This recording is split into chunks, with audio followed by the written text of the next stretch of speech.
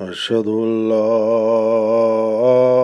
إله إلا الله وحده لا شريك له وأشهد أن محمدا عبده ورسوله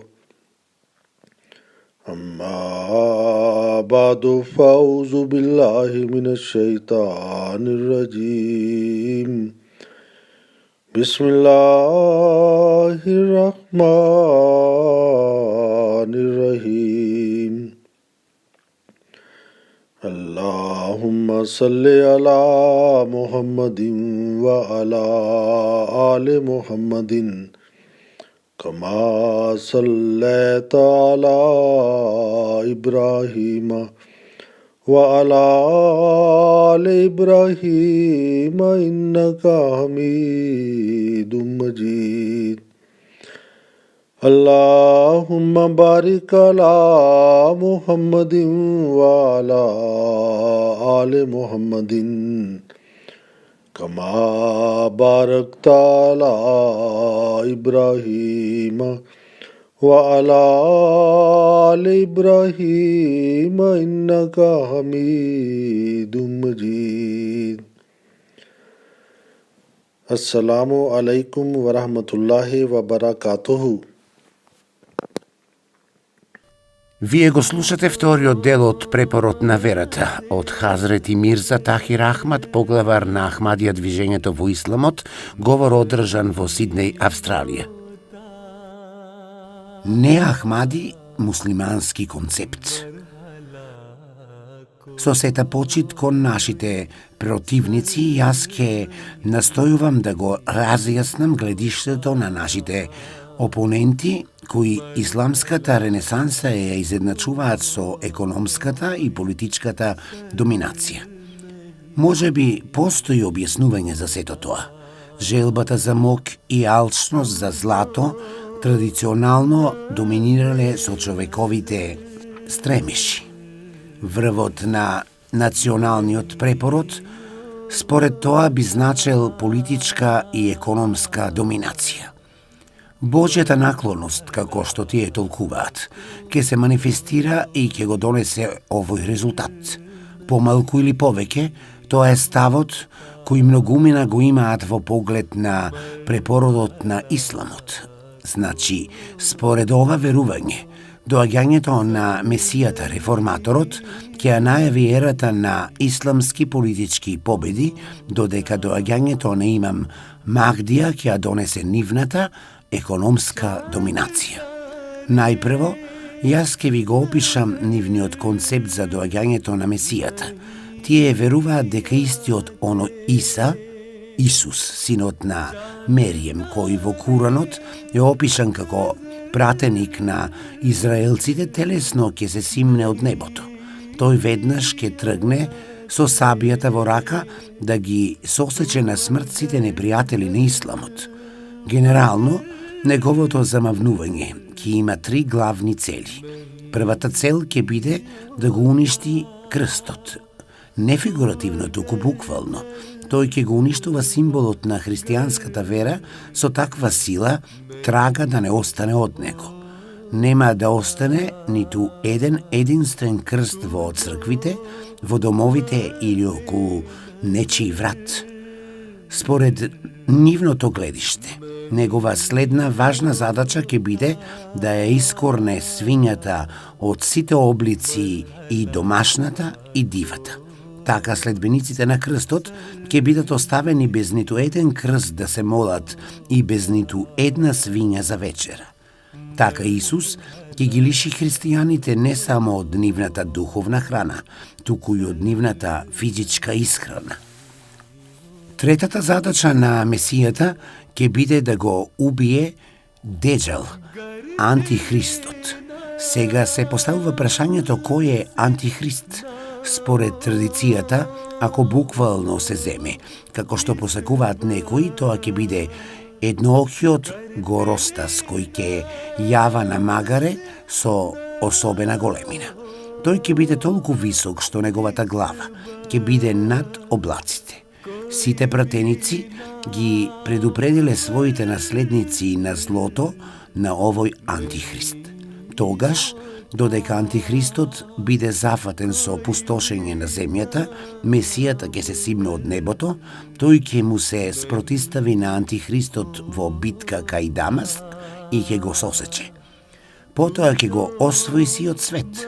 Откако ќе го направи тоа, тој ќе им го препушти своето владење на муслиманите. Ова е накратко нивната филозофија за политичкиот препород и превласт на муслиманите. Ваквото верување потполно ги лишува муслиманите од било каков труд и политичка борба. Сега, оние кои што уживаат, сигурни дека ќе наследат земјата без да се поместат, не гледаат причина да се бават со политичка мисла и акција. Тие живеат во блажеството на своето пропагање и деградација. За се друго, тие сигурно знаат дека среќниот час не е далеку кога божественото битие ќе се симне од небото и ќе ја извојува победата. Тој ќе ја заколе свињата. Тој ќе го скрши крстот. Тој ќе ги совлада сите сили на истокот и на западот. Тогаш, тој ќе ги повика сите муслимански маси кои чекаат и ќе им рече: дојдете и земете ја оваа кралска власт на земјата. Ова е опасен поглед на муслиманската ренесанса, кој Ахмадија муслиманите го сметаат за гнасен. Тие тоа едноставно не можат да го прифатат со таква груба буквалност. Потоа концептот на муслиманите, кои не се Ахмадија за економски препород на исламот. Мислителите од другите секти стојат за ставот дека лекот за незавидна економска состојба на муслиманските лежи не во борбата и жртвувањето, туку во доаѓањето на имам Махдија. Овој имам Махди ќе биде современик на Месија, ќе дојдат во исто време. После доаѓањето негова најважна работа ќе биде да ги расподели неограничените подароци меѓу муслиманите во светот. Неговата дарежливост ќе биде бескрајна и неговата великодушност ќе биде неопислива. Ова огромно богатство ќе биде толкаво што муслиманите нема да можат да му дојдат до крај. Така ќе им дојде крајот на сите копнежи по материјалното и на сите алчности за злато. Ова е мелем, како што кои сметаат за економските болести на исламскиот свет. Според ова верување, самата појава на имам Махдија ќе биде одговор на економската беда на муслиманите. Нема потреба од пот, солзи и напор. Нема потреба од трагање по земското богатство, нема потреба да се дзирне во срцето на атомот и да се истражуваат тајните на Вселената. Не е потребен ниту напор, ниту работливост, ниту грижливост и пронаоѓање, ниту нивна примена. Се што е потребно е доаѓањето на Махдија. Повторно, ние се разликуваме и повторно ние, Ахмадија муслиманите, мислиме дека овој концепт е детинест, суров и неприфатлив. Правилна интерпретација според Ахмадија муслиманите. Иако Ахмадија муслимански џамает во никој случај не ги отврна пророштвата за доаѓањето на Месија и за појавата на Махдија, ние нагласуваме дека буквалното толкување на нивното значење е врв на наивноста и незнаењето. Ние веруваме дека како резултат на потполното неразбирање на возвишениот статус на честниот пратеник е направена таа сериозна грешка во сваќањето на неговата длабока филозофска порака. Луѓето кои ги разбираат нештата и кои поседуваат мудрост често користат параболи и метафорични значења за да ги опишат нештата кои се од голема важност, но површното око не може да го разбере нивното значење. Ахмадија муслиманите веруваат дека редица од работи за Месијата, антихристот и неговото магаре имаат преносно значење. Според тоа, Месија не е претходниот пратеник кој бил испратен меѓу израелците. Ахмадија муслиманите веруваат дека Исус Христос, умрел со природна смрт после преживувањето на тортурите на крстот. Месија во пророштвото всушност е нова личност која требало да се роди меѓу следбениците на чесниот пратеник Мухамед, поради некои квалитети и одлики кои ги поседувал Исус, синот на Мерием, бил наречен Месија, како што на сличен начин некој голем драмски писател го нарекува Шекспир. Слично на тоа е и значењето на споменувањето на крстот. Месијата нема буквално да оди наоколу и да ги крши крстовите. Тој ќе ја погази христијанската вера со силата на здравиот разум и со мокни аргументи. Според тоа, уништувањето на крстот се однесува на идеолошкиот пат на христијанството. Исто така, зборот свиња не треба буквално да се свати. Тој содржи конотација за културната валканост на западниот свет, која што човекот го претвора во звер. Зборот свиња се однесува на така наречената сексуална анархија, која пустоши во Америка и Европа. Тоа представува грда раскалашеност која своите жртви ги наоѓа и помеѓу невините деца. Традициите сосем сигурно ни велат дека Месијата ќе лови стада, диви или домашни свињи. Ова би била страшна слика за еден Божи пратеник. Тоа поправо не подсетило на Ајант, јунак од грчката митологија, кој на парчиња исекол стада стока и стада овци, бидејќи лудо верувал дека тие биле грчки војни главатари. Антихрист исто така и Месијата, крстот и свињата се символи.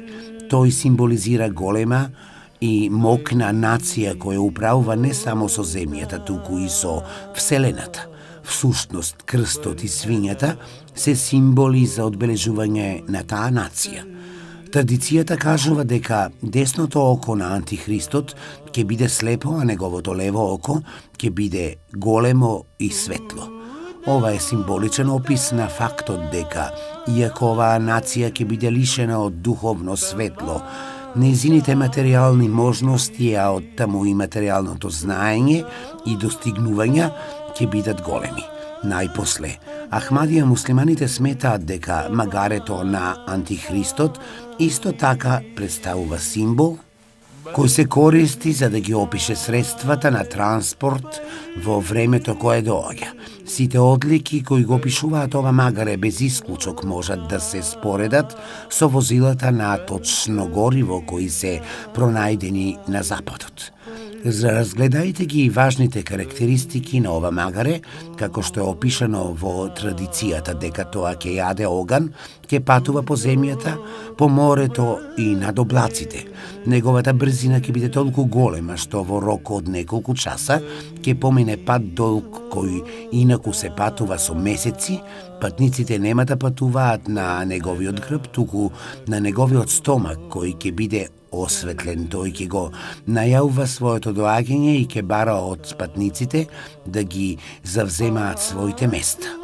Исполнувањето на овие нешта со засудувачка точност е величествено сведочење за вистинитоста на честниот пратеник Мухамед.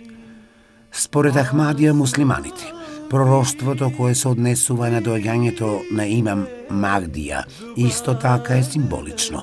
Богатството кое тој ќе го распореди меѓу муслиманите е богатство на духовно знаење и мудрост, а не овозможено богатство.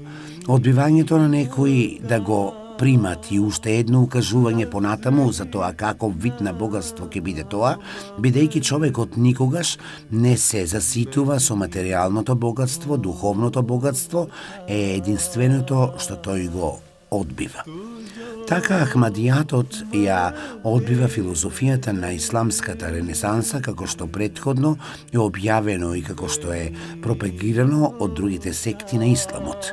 Ние сметаме дека таквата философија е во спротивност со вистинската содржина на учењето на Куранот, во спротивност со историјата на Божиите пратеници и над се во спротивност со покажаните дела на пратеникот Мухамед. Ахмадијатот го избегнува овој идеолошки опиум кој ги успива нациите и тие стануваат неактивни и кој ги води во светот на празноверија и фантазиите. सर नहीं होता